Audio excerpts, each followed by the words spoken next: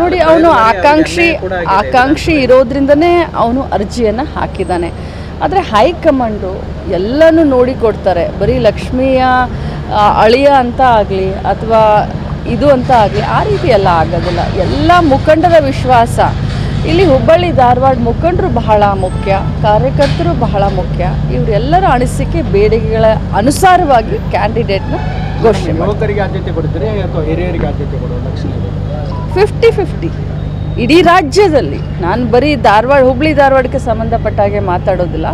ಇಡೀ ರಾಜ್ಯದಲ್ಲಿ ಎಲ್ಲ ಸಮುದಾಯ, ಧರ್ಮ ಮತ್ತು ಯುವಕರು, ಅನುಭವಸ್ಥರು ಎಲ್ಲರನ್ನೂ ಸೇರಿಸಿ ಕೊಡ್ತಾರೆ. ನೋಡಿ, ನಾನು ಮೊದಲೇ ಹೇಳ್ತೀನಿ, ಯಾವತ್ತಿದ್ರೂ ಕೂಡ ಇಲ್ಲೇ ತಮ್ಮ ಇದ್ದಾನೆ, ಅವನು ಯಾವತ್ತೂ ಕೂಡ ಕೇಳಲಿಲ್ಲ.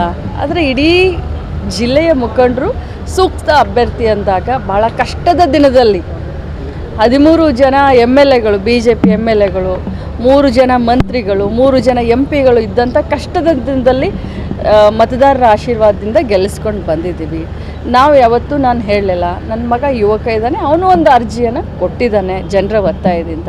ನಾನು ಟಿಕೆಟ್ ಕೊಡಲೇಬೇಕು ಅಂತ ಎಲ್ಲೂ ಕೂಡ ಯಾರಿಗೂ ಹೇಳಲಿಲ್ಲ. ಏನು ಹೈಕಮಾಂಡು ಜಿಲ್ಲೆ ಮುಖಂಡರು ತೀರ್ಮಾನ ತಗೊಳ್ತಾರೆ, ಅದಕ್ಕೆ ನಾವು ಬದ್ಧ ಇದ್ದೀವಿ.